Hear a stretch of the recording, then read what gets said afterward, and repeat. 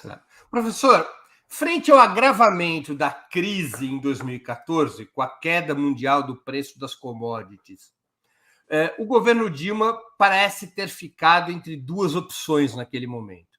Retornar a certos paradigmas do que a imprensa, ou parte da imprensa, chamava de era Palocci, através de fortes ajustes fiscais e monetários, para recuperar a confiança da burguesia que já transitava para o golpismo, ou buscar forças para um programa mais avançado nas áreas tributária e financeira, que continuasse apostando na expansão do mercado interno e do investimento público como alavancas do desenvolvimento.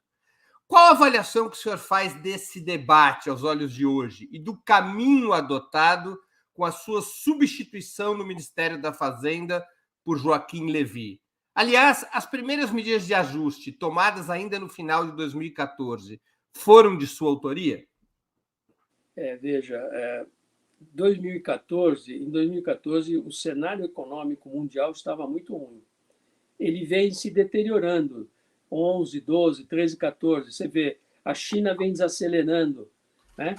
E você teve em 2014, despencam o preço do petróleo, por exemplo, começou a cair fortemente, então afeta a Petrobras.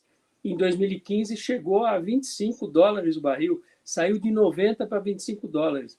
O valor da Petrobras cai um terço e dá prejuízo para a Petrobras. Então, você teve também, em 2013, o Banco Central Americano ele desmonta aquele programa de estímulo financeiro e, portanto, ele cria uma conturbação internacional. O Brasil, o Banco Central sobe os juros em 13 para 14, então ele desestimula a atividade econômica, né? Ele faz com que... e nós tivemos uma seca forte que baixa o PIB, uma seca muito forte, tão forte quanto essa que ocorreu aqui, e que subiu as tarifas de energia. Além disso, você tinha uma crise política em curso. O PT caminhava para a sua quarta eleição. Os conservadores, a oposição, não queria isso de jeito nenhum. Então, se articulou uma conspiração internacional que juntava desde empresários americanos que financiavam aqui a internet e ações, né, contra o governo, tentando desestabilizar o governo. Você teve medidas do governo Dilma, por exemplo, em 2012, nós baixamos a tarifa do setor elétrico, e não foi muito boa essa medida que nós tomamos, porque descontentou, fez baixar o preço das ações da Eletrobras, descontentou os aplicadores e investidores americanos. A gente não subia o preço do petróleo, da gasolina e do diesel, tanto quanto os acionistas da Petrobras gostariam. Então, havia pontos de divergência entre o setor financeiro e o governo Dilma. E foi se criando uma conspiração. Em 2013, tivemos toda aquela movimentação que acabou virando contra o governo. E até lá, se você lembra, Dilma tinha uma alta avaliação popular. Ela era muito bem-vinda, porque a parte social ela continuou melhorando, ela continuou a trajetória do governo do Lula só melhorando, tá certo? Mas na esfera política nós tínhamos um aumento da oposição, né? Então veio a eleição em 14, ela conseguiu ganhar porque ela tinha popularidade, mas os opositores ficaram loucos da vida, eles queriam derrubá-la, queriam derrubar esse governo ali. Então aí começa uma conspiração à la Trump, né? O Aécio Neves tenta puxar o tapete, desqualifica a eleição. Então começa uma grande articulação para derrubar a Dilma. A Dilma, acho que não foi muito feliz na articulação com a nossa base aliada. Ela foi se afastando da nossa base aliada, né? E perdendo força na Câmara dos Deputados, né? Então brigou ali com o presidente da Câmara dos Deputados, foi contra a eleição dele se enfraqueceu e, por fim, quando começou o novo governo, ela deu um cavalo de pau na política econômica. Ela deu um cavalo de pau na política econômica, ela virou neoliberal, pelo menos na maioria das medidas que foram tomadas.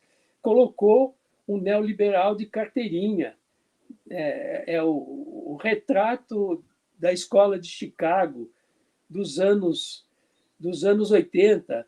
Hoje em dia tem muito pouco Chicago Boy no mundo, mas eu acho que o Joaquim Levy era uma remanescência. Hoje em dia, o neoliberalismo está em declínio no mundo. Agora, qual a razão na sua... Então, deixa eu completar. Aí claro. cometeram muitos erros de política econômica.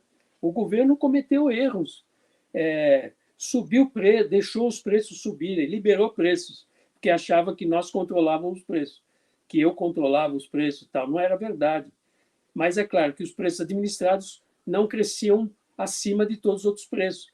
Puseram os preços administrados na lua. Aí criaram uma inflação. A inflação corrói o poder aquisitivo da população. Aumentaram tributos. Fizeram um monte de besteira. Aumentaram o juro subiu. E quando o juro sobe, é mortal. O juro ficou em 14 e tantos por cento. O juro, na minha época, era 7%. Então, isso desestimula o crescimento. E todo mundo perde, tá certo? Então, foi, digamos, um tiro no pé. Mas o mais importante que eu quero te dizer, e que tem uma contribuição muito grande para a crise de 2005, é a chamada Operação Lava Jato. A Operação Lava Jato, ela paralisou a maior empresa, a maior investidora do país, que era a Petrobras. A Petrobras era, naquela época, responsável por 10% de todo o investimento brasileiro. 10%. Dos 20%, 2% era da Petrobras. E, com a operação, nós já tínhamos demitido esses diretores corruptos, né? Esses diretores não estavam mais lá na Petrobras. Então, você não precisava paralisar a Petrobras. Então, você tinha indas da Polícia Federal todo dia, aterrorizaram os funcionários, a diretoria. Foram acusadas várias empresas que trabalhavam com a Petrobras deixou de pagar a conta, né, das construtoras e tudo mais. E, finalmente, destruiu o setor de construção no Brasil. Ele foi literalmente liquidado. Empresas importantes. O que tinha que fazer? Tinha que pegar os corruptos, pôr na cadeia, não é? Tirá-los das empresas, mas preservar as empresas e os empregos que lá estavam. A Lava Jato desestruturou a cadeia de gás e petróleo, que era uma das maiores. Muitas empresas faliram e tudo mais. Então, tem até estudo de quanto nós perdemos de investimento. O investimento fez assim, caiu como se fosse uma montanha-russa. O investimento caiu, despencou de 20% para 15% em 2 anos. Então, a Lava Jato tem uma grande responsabilidade, as arbitrariedades que foram cometidas e tudo mais, né? Então, é claro que tinha que combater a inflação, perdão, a inflação também, mas a corrupção, mas de uma maneira igual a como fazem os outros países. Nós não estamos querendo nada. Os outros países não destroem as empresas. Elas punem as empresas, prendem os responsáveis, cobram taxas elevadas, né, a devolução do dinheiro que foi roubado e tal. Então, ninguém é contra a corrupção, mas a forma como foi feita, com todo aquele espetáculo público, acabou destruindo. A Petrobras passou a investir quase nada. Hoje ela investe 1/3 do que ela investia naquela época. Então, a Operação Lava Jato tem grande responsabilidade na crise de 15 e 16 no Brasil.